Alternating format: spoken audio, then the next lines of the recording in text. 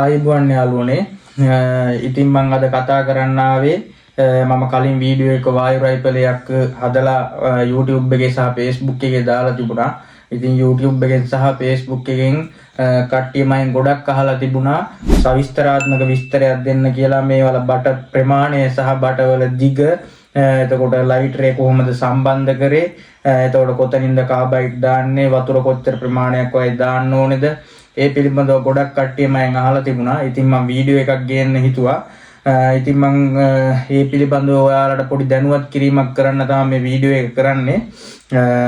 ඒ දැනුවත් කිරීම සහ තව වැදගත් කරුණු ටික මම ඔයාලට කියන්න ලෑස්තිලා ඉන්නවා. මාත් එක්ක රැඳිලා ඉන්න මගේ channel එක subscribe කරන්න. bell icon එක ඕල් දාලා තියාගන්න. ඔයාලට මේ වගේ වීඩියෝ දිගටම බලන්න පුළුවන් වෙන්නේ ඉස්සරහට. ඉතින් හරි අනිවාර්යෙන් මේකේ ආරක්ෂක උපදෙස් ටික කියනකම් ඉන්න මේ ඒක ඔයාලට ගොඩක් වැදගත් වෙයි. මේ රයිෆලයක් නැතත් වෙන රයිෆලයක් පාවිච්චි කරන කෙනෙක්ට උනත්. අපි යමු වීඩියෝ එකට. ඉතින් මම මේ චූටි බටේට අරන් තියන්නේ යාළුවනේ අඟල් භාගයේ එස්ලෝම් බටයක්. ඉතින් මේක ඔරිජිනල් එකක්. ඔරිජිනල් එකෙන් ඕගොල්ලොත් ගන්න අඩි 2ක දුර ප්‍රමාණයක් තියෙනවා. මේ මෙතන ඉඳන් ඕගොල්ලන්ට පේනවා ඇති. මේ මෙතන ඉඳන් මේ හරියට එනකොට අඩි 2ක දුර ප්‍රමාණයක බටයක් තමයි සම්බන්ධ කරලා තියෙන්නේ. ඉතින් ඒ අඩි 2කේම දුර වෙනස් කරන්නේ නැතුව මම මේ වගේ අඟල් භාගෙම ඇතුලේ සහ පිටපොට තියෙන සොකට් කෑලි දෙකක් සම්බන්ධ කරගෙන තියනවා යාළුවනේ. මොකද අපි මේකට ජිල් බෝලයක් වගේ දෙයක් මේකට දැම්මොත් ඒ ජිල් බෝලේ වගේ එක මේ ඇතුළට වැටෙන්නේ නැති වෙන්න මම මේක පාවිච්චි කරගෙන තියෙනවා.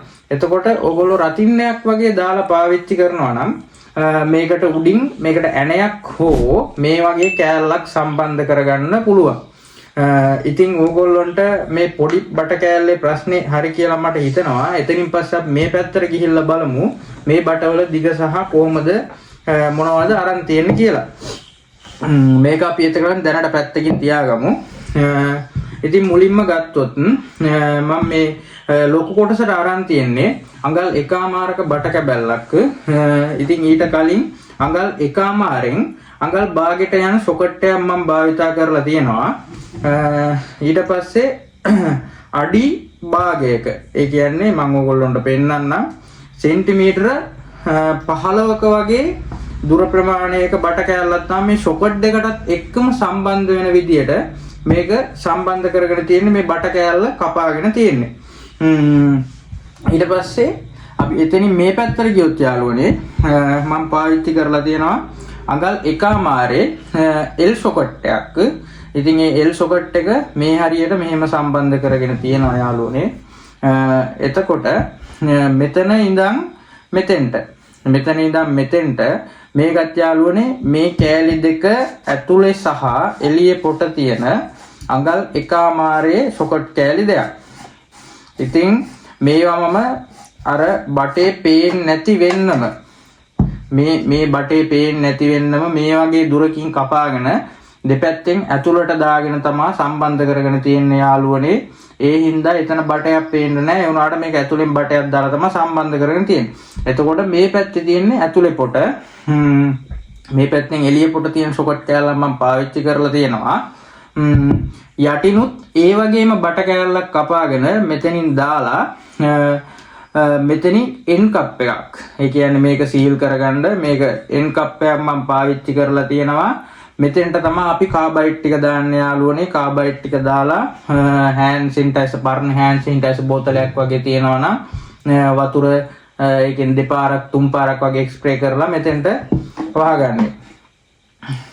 ඔන්න ඔහම මෙතෙන්ට වහගෙන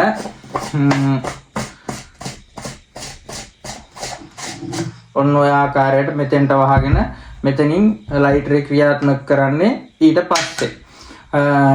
පස්සේ තවත් ගොඩක් දෙනෙක් අහලා තිබුණා මේ ලයිටරේ සම්බන්ධ කරගන්නේ කොහොමද සහ මේ ලයිටරේ ගන්න තියෙන්නේ කොහින්ද කියලා වගේ ගොඩක් ප්‍රශ්න ටිකක් අහලා තිබුණා.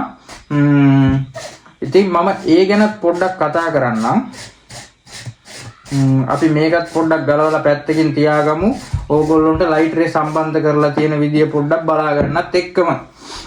ඉතින් මේක සාමාන්‍ය ගෑස් ලයිටර් කියලාම තමයි කියන්නේ. හැබැයි මේකේ ස්පාර්ක් එක විතරයි එන්නේ. මේකේ ගෑස් එකක් සම්බන්ධ කරලා නැහැ. මේක ඔබපුවාම ගිනි ගන්න. මම ඔයාලට පෙන්වන්න එක ලයිටරයක් අරන් ආවා යාළුවනේ. මෙන්න මේ වගේ ලයිටරයක් ඕගොල්ලොන්ට පේනවද දන්නේ නැහැ. ලයිට් එළියත් එක මේ ගින්දර පොඩ්ඩක් යනවා. ඉතින් මේ වගේ ලයිටරයක් තමයි මම පාවිච්චි කරලා තියෙන්නේ. මේ ලයිටරේ මේකට සම්බන්ධ කර ගැනීමේදී අපි මේ වගේ බට කෑල්ලක් මෙතෙන්ට සම්බන්ධ කරලා සොකට් එක ගහගන්නේ. එතකොට මේ සොකට් එක මේකට ගහන්න කලින් ඒ කියන්නේ මේ වගේ බට කෑල්ල මේකට සම්බන්ධ කිරීමට කලින් මේකේ සිදුර විද ගන්න එපා. ඒක තමයි කියන්න දෙන්නේ. මේක ගම් දාලා ඇලෙව්වට පස්සේ ඒ දෙකම අහු වෙන්න සිදුර විද ගන්න. මොකද එතකොට ඇතුලේ මේ බටේ තියෙන සිදුර තියෙන ස්ථානය සහ මෙතන වෙනස් වෙන්නේ නැති නිසා.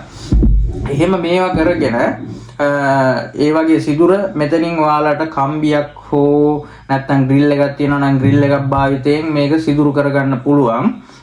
සිදුරු කරගෙන ඕගොල්ලොන්ට මෙන්න මේ පේන ආකාරයට ඇතුළට සම්බන්ධ කරලා කියන්නේ මේක ඇතුළට දාලා මේ වගේ ග්ලූ ගන් එකකින් මේක ඇතුලේ තියෙන පීඩනය සහ මේක ගැලවෙන්නේ නැති විදියට සම්බන්ධ කරගන්න පුළුවන් යාළුවනේ. එතකොට මේක හොඳ හයියට මේවා කරලා අලවලා තව ඕගොල්ලන්ට නිකන් මේක නිකන් ගැලවෙයි වගේ මේකක් තියෙනවා නම් මෙතනින් සිලෝ ටේප් එකක් උද්දා ගන්න. එහෙම ග්ලූ ගන් එකක් දාපුවම සාමාන්‍යයෙන් ගැලවෙන්නේ නැහැ යාළුවනේ. ඉතින් මම ඕගොල්ලන්ට පෙන්නන්නම් මෙන්න මේ විදියට තමයි සම්බන්ධ කරාම ඇතුලේ පේන්නේ. ගොඩක් දෙනෙක්ට ප්‍රශ්නයක් වෙලා තිබුණු දේ තමයි මේ ලයිටරේ සම්බන්ධව.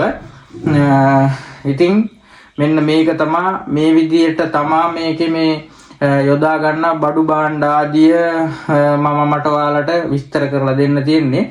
ඒ වගේම ඕගොල්ලෝ තව විනාඩියක් විතර කාලයක් අරගෙන මේක පාවිච්චි කිරීමේදී ඔයාලා සැලකිලිමත් විය යුතු කරුණු පිළිබඳව පොඩ්ඩක් දැනුවත් වෙනවා නම් හොඳයි කියලා මම හිතනවා. මම පොඩ්ඩක් ඒ පිළිබඳව ඕගොල්ලොන්ට පොඩ්ඩක් කියලා දෙන්නම්. ඉතින් අපි මේකේ දිගපල්ල ගැන කතා කරා වගේම අනිවාර්යෙන් මේකේ ආරක්ෂාව ගැන අනිවාර්යෙන්ම කතා කරන්න ඕනේ මචං. ඊට කලින් මම චූටි දෙයක් තියෙනවා කියන්නම්. මේ වීඩියෝ එක පළවෙනියෙන්ම බලන කෙනෙක් නම් මචං මේක බැලුවට කිසි දෙයක් තේරෙන්නේ නැහැ. මම මගේ ඩිස්ක්‍රිප්ෂන් එකේ සහ පළවෙනි කමෙන්ට් එකේ පින් කරලා මචං දාලා තියන්නම්. මම මේක මුල ඉඳන්ම හදන වීඩියෝ එක මචං. ඒක බලලා මේක බලන්න කියලා ආරාධනාවක් කරනවා මචං. මොකද නැත්තම් මේකේ කිසිම දෙයක් තේරෙන්නේ නැහැ ඕගොල්ලොන්ට. ඒකේ අපහැදිලි කරුණු ටිකක් තමයි මම මේක කතා කරේ. හරි මචං. අපි වැඩි කතා නැතුව ඔයාලගේ කාලේ නාස්ති නොකර කතා කරමු. අංක 1 මේක පාවිච්චි කරද්දි මචං අනිවාර්යයෙන්ම සැලකිලිමත් වෙන්න ඕනේ. අංක 1ටම මේක මචං පොඩි ළමයින්ගේ අතට හෝ පොඩි ළමයින්ට පාවිච්චි කිරීමට දෙන්න එපා. පොඩි ළමයෙකුන්ට පේන්නවත් තියන්න එපා මම කියන්නේ. හරිද?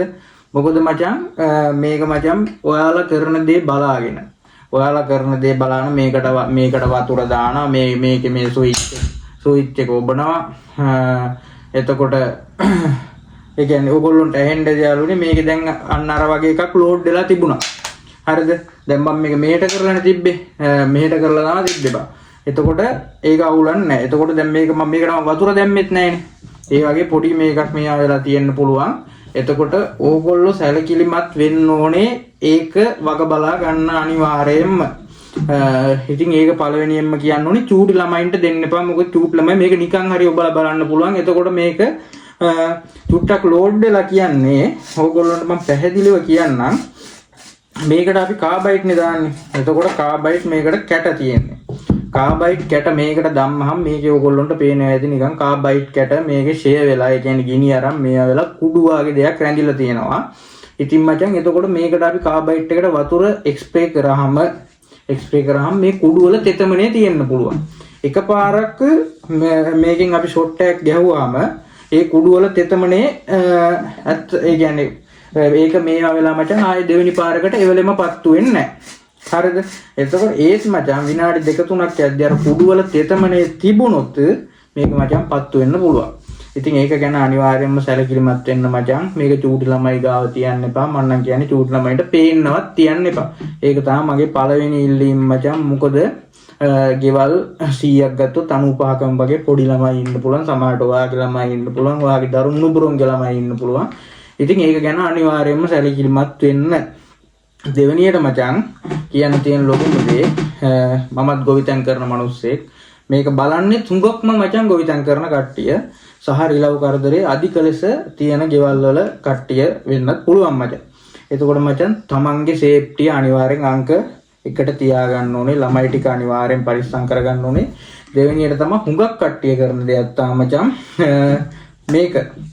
මේක මචං මේ ලයිටරේ වැඩ කරන්නේ නැහැ කියලා මේකට වතුර දාලා මේකෙන් තියනවා. තියද්දි ලයිටරේ වැඩ කරන්නේ නැහැ කියලා මචං ගොඩක් කට්ටිය මේ ලයිටරේ කේස් එක මේකේ ස්පාර්ක් වෙන්නේ නැහැ කියලා මේක ගලවලා මේක මේ විදිහට මචං ගලවලා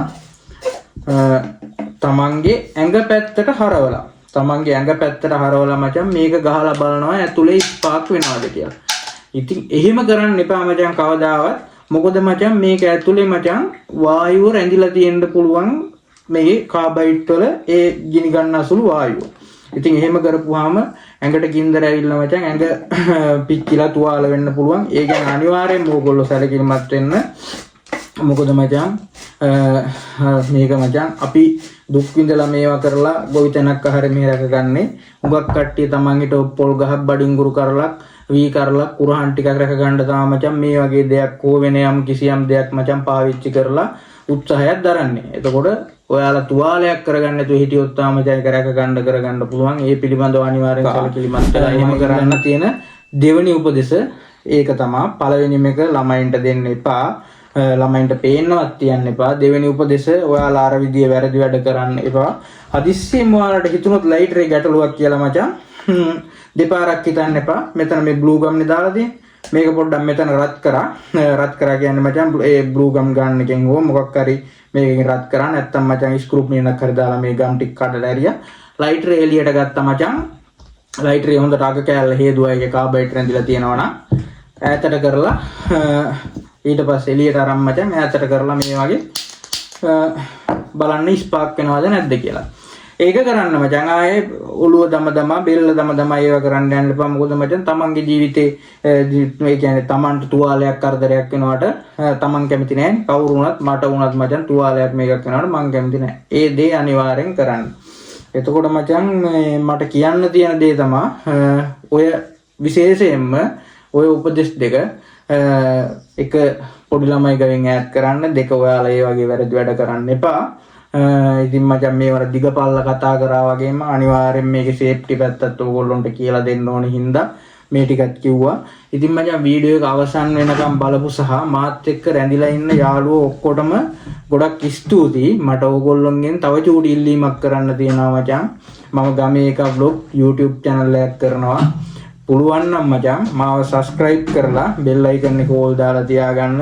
මොකද මචං මමත් වගා කටයුතු කරන්නේ ඕගොල්ලොන්ට මචං ඉදිරියට ඒ කියන්නේ වගාවට උපයෝගී වෙන වගාව රැක ගන්න සහ අලුත් ක්‍රම ටිකක් මම ඕගොල්ලොන්ට ගේන්න බලාපොරොත්තු වෙමින් ඉන්නවා. ඉතින් ඒ පිළිබඳව දැනගන්න මචං මාව subscribe කරලා bell icon එක ඕල් දාලා තියාගන්න. එතකොට මචං ඕගොල්ලොන්ට මම වීඩියෝ එකක් දාපු ගමන් notification එකක් එනවා. ඉතින් මාත් එක්ක රැඳිලා හිටපු හැමෝටම ගොඩක් ස්තුතියි.